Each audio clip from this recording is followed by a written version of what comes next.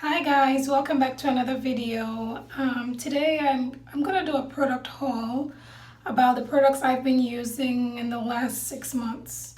Some of them I've been using for years, some of them I just ordered, but I think they've been giving me good consistent results so far, so I'm just gonna jump right into it. I'm gonna start with my pre-poos, then my shampoos, then my conditioner, and then products I use to moisturize and seal. I try to keep it simple, but when you have type 4C hair and you're texlaxed and you kind of look natural most of the time, it may be difficult to do that. So I'm just gonna show you starting with my pre-poos. I always pre-poo with my oils. The first oil that has always been in my regimen is the extra virgin olive oil. I've always used this. My hair loves it. It's thick enough that it leaves some barrier between my hair and the element, and is light enough that it doesn't weigh my hair down too much when I use the right amounts. I usually have a mixture of oils. I put them in a bottle and I kind of like just put it through my hair, but this is the base of every hot oil treatment. The next oil that I use, and I just started using this actually, is the Jamaica black castor oil. I didn't pick a particular one. I just wanted black castor oil to see what the rave was about. I'll be honest with you, I don't know if it's that great or not. I tried using it on my scalp, it wasn't good enough. I tried using it with a mixture of oils and I can't tell. But it's here. I'm going to use it till I run out, and this is the mango and lime version. And I put like a teaspoon or so in my oil mix. I also use coconut oil. I normally use the Parachute brand, but my mom went to Nigeria and she got me this. My mom came from Nigeria rather, and she brought this for me, and I've been using it for quite a while. I mean, it's okay. It doesn't really have a strong coconutty smell, so I can't tell if it's cold pressed or not and all that fancy stuff, but I use it anyway in my mixture. And there's an oil I just got off of Amazon. It's called Extana Grow. In my next video I'll be talking about it. This is pretty much a DHT blocker when I use contraceptives, or if you're having postpartum shedding, or if you're having, you know, being menopausal or whatever. This blocks testosterone. Or if you're on contraceptives like me, it helps to block the testosterone. It has some good stuff in it. It has birach, rosemary oil, horsetail oil. I mean, it's got a whole bunch of stuff. It's supposed to block DHT. I don't know if it does or not, but I've been using it. I've used it for a month now. It doesn't have a strong smell or anything. Now, the last two oils that I add to my pre-poo are peppermint essential oil. Okay, I got this off of Amazon as well for, you know, a long time ago, and I've been using it. A little goes a long way. It's like 5 drops. And I also use sandalwood oil. This really helps with moisture and increasing blood flow. Anyway, essential oils always increase blood flow to your scalp, but these oils, this one in particular, the sandalwood, helps with the moisture balance, while peppermint oil also combats fungus, fungal infections, bacterial infections, and it's also been shown to be as active as Nizoral. So this is a good one to have. And in an experiment where they used peppermint oil, it showed that it doesn't cause the hair fall. You know, when you use all those products that's supposed to help you with hormonal hair loss, the moment you stop, everything just falls right off. Peppermint oil doesn't have that effect. So that's pretty much it. And those are my oils. Now, I typically mix all these oils, and I think I have a video, if I can find it, I'll link it down in the description box, where I kind of show what I do. The only difference is in that video I used regular castor oil as opposed to Jamaica black castor oil. So whichever oils you have, just mix whatever ratio you want and then put a few drops of the essential oils. I typically pre-poo for about 30 minutes, 15 to 30 minutes, and then I move on to my shampoo. Now I have 3 shampoos in my rotation. The first shampoo I'm going to be showing you is one I've used, is a staple. It's the Cream of Nature Argan Oil Sulfate Free Moisture and Shine Shampoo. I use this shampoo every single wash day, regardless of, you know, if I'm if I'm chelating or whatever I'm doing, I use it twice on wash day. When I'm using it alone, it's very moisturizing. It melts away my tangles. It doesn't have any sulfates, so that's really, really good. Now the next shampoo that I use this about once a month, and I just started using this a while ago. This is the Ion Clarifying Shampoo. It's for color solutions. It removes buildup, it cleanses, and it's safe for color treated hair. And typically whatever you can use for color treated, I figure you can use for relaxed hair because it's all chemically treated hair anyway. So this is what I use to clarify my hair. I use this the first weekend of the month, and then I follow up with my sulfate-free shampoo. Then on relaxer days, I move on to my sulfate-free neutralizing shampoo. This is by Motions. I like it because it's sulfate free. It has no parabens, no formaldehyde, no petrolatum, no mineral oil. It's a really, really nice shampoo to use on relaxer day because you're using a relaxer. There's so much going on, but this is really gentle. It gently cleanses the hair, brings it back to a normal pH, and typically I'll follow up with my clarifying shampoo just to make sure I remove all that buildup and stuff. So this is another shampoo that I have in my arsenal when it comes to relaxing my hair, to taking care of my hair on relaxer day. So that's pretty much it for my shampoos. And then of course I go on to my conditioners. Now the conditioner I just got turned on to by Helicious. I really like it. I drink it up a lot. It's the Cara Care Humecto. Can you see that? Yeah, that's better. The Cara Care Humecto cream conditioner. It is a really, really nice conditioner. It's pH balanced. It helps with moisture. It has no sulfates. It's a really, really nice all natural, conditioner.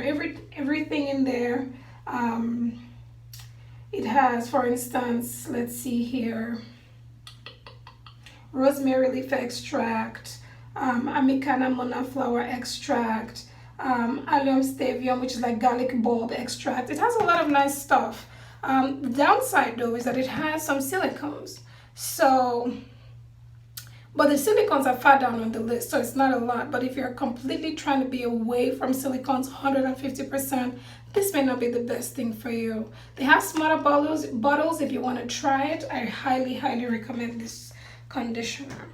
Now, middle of the week, I may want to do a co-wash session. If I have the energy, if I have the time, I do co-wash sessions. I actually was very consistent the last 6 months, and I think that's why my hair started recovering really quickly. It's because I was always putting the moisture right back.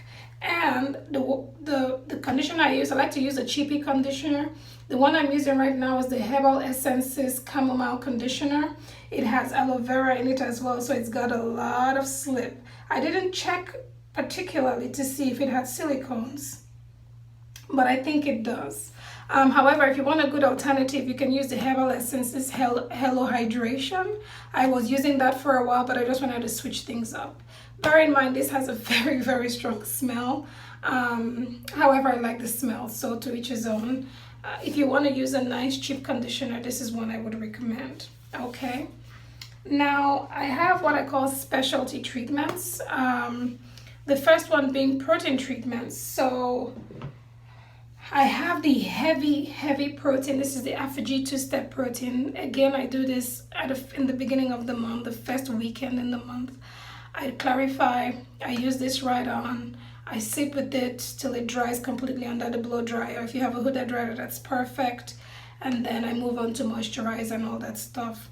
So this helps to keep the strength in my hair, especially before and after chemical processing, such as relaxing. Bear in mind, you have to wait at least a week between using this and a relaxer. So I typically use this a week before I relax and possibly a week after, depending on how my hair feels. If I don't feel like using a protein as heavy as this, then I go to the Affinity 2-minute reconstructor, which is this one. I drink this bottle up. I have high porosity hair. My hair loves protein. It can't get enough. So I use this as that's a 2-minute reconstructor. I use this as my light protein treatment. I sometimes can get away with using this weekly, not alone. Sometimes I mix it with my moisturizing conditioner. At other times, I just use it alone as a pre-poo and then a shampoo and then go on from there. So this is another of my protein treatments. Something I really don't have on camera is my henna. I always use henna. I get it off Amazon as well. Sometimes I mix it with indigo if I want my hair to be a little darker. Sometimes I just use it alone. I have a little bit of graying in the middle of my hair. And I did try a chemical dye right around the time I had breakage, so I don't know if it contributed or not. But I didn't like it.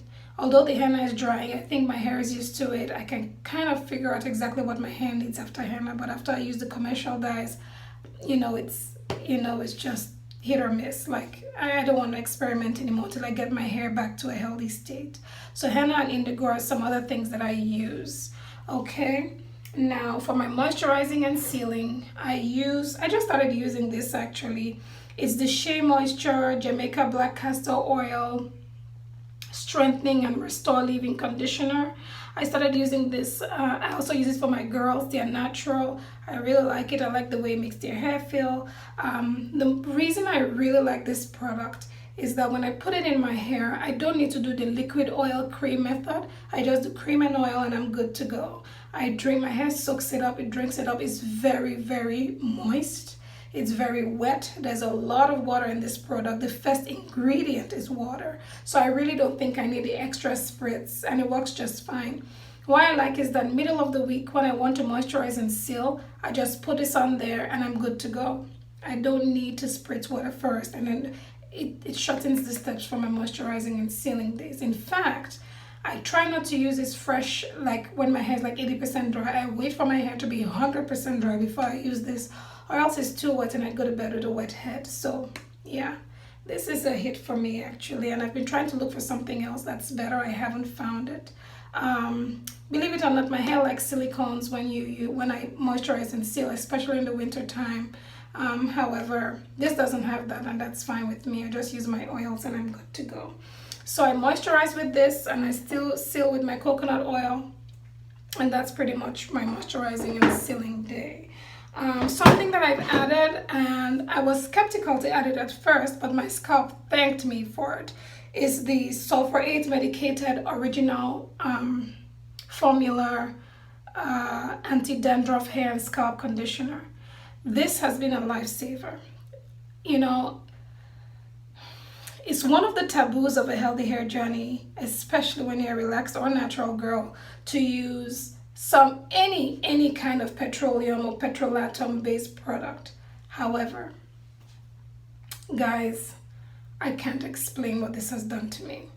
I have a lot of itching on my scalp. No matter what I use, no matter how many times I wash, no matter how I make sure that I dry my hair before I go to bed, I always have itching. I started using this, itching is gone completely.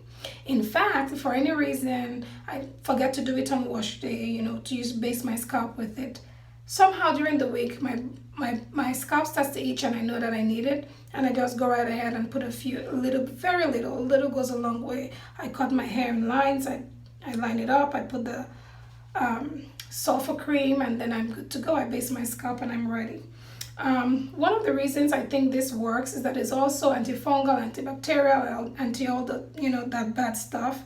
So for me, who is relaxed and the pH of my scalp is constantly changing and evolving, and the bacteria have room to thrive, this kind of keeps them in check, and prevents a lot of the buildup and fungus and all that stuff that might be trying to grow on my scalp. So that's pretty much it for my hair products. I'm hoping I can take a picture of all of them together, but I don't think that I can. I don't really use a lot compared to most people. I try not to be a product junkie. It doesn't always work. So far, these are my staples. They may change over time. For instance, I know when I grew my hair to the longest, I had used the Queen Helen cholesterol. However, I discovered that it had a lot of sulfates in it. So although I used to notice that when I used it, my hair was looking better, but it felt drier. But I couldn't explain why. And I felt so embarrassed when I read on the forum that it had sulfates in it. And I was like, I've been using this for a year, and I, pride myself with knowing every ingredient, and I missed that. So I kind of X'd that out of my regimen. But I'm looking for another good cholesterol conditioning, conditioning deep. I'm looking for another good deep conditioner that has cholesterol in it, because I really think my hair loves the cholesterol. Meantime, this is what I'm going to be using. I'll be sharing you, of course, as my journey is going, what's happening, what I'm changing, and stuff like that. So I'm hoping to see you guys in my next video. If you have any questions, feel free to ask me, what it is that you want to know, what you think, whatever, whichever way I can help you, or we can help each other. If you have any suggestions for me as well, great. I'm looking forward to it. My goal is to grow my hair to full armpit length, and hopefully maintain it that way. So thanks again for watching, and I hope I'll see you guys in my very, very next video. Thank you.